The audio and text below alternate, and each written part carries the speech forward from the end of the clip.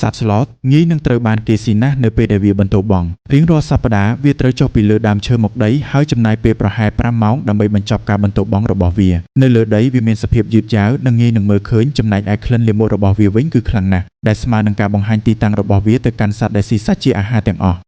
អ្វីដែលសំខាន់បំផុតនោះគឺវាមិនមានសមត្ថភាពរត់គេចខ្លួនឡើយកាលណាត្រូវបានគេតាមប្រមាញ់ហើយគឺស្ទើរតែគ្មានឱកាសរស់រានឡើយករណីស្លាប់របស់សត្វស្លតលើសពីពាក់កណ្ដាលគឺកើតឡើងនៅក្នុងអំឡុងពេលដែលពួកវាចុះមកបន្ទោបង់សត្វស្លតគឺជាសត្វថនិកសត្វតែមួយគត់ដែលមានសារ៉ាយពណ៌បៃតងដុះនៅលើខ្លួន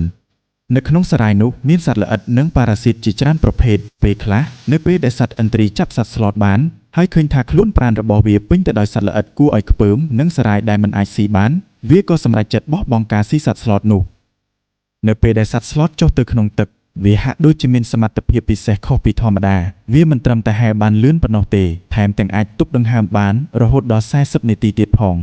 នៅពេលដល់រដូវបង្កាត់ពូជសត្វស្លតញីនឹងបន្លឺសំឡេងហៅនៅពេលសត្វស្លតឈ្មោលដែលនៅក្បែរនោះឮវានឹងលោតចុះពីលើដើមឈើចូលទៅក្នុងទឹកដោយមិនរារែកដើម្បីហែលឆ្លងទន្លេទៅរកគូរបស់វាប៉ុន្តែប្រសិនបើសត្វស្លតតូចធ្លាក់ចុះមកដីមេរបស់វានឹងបោះបង់កូននោះចោលនៅចំពោះមុខដោយសារតែភាពយឺតយ៉ាវរបស់វា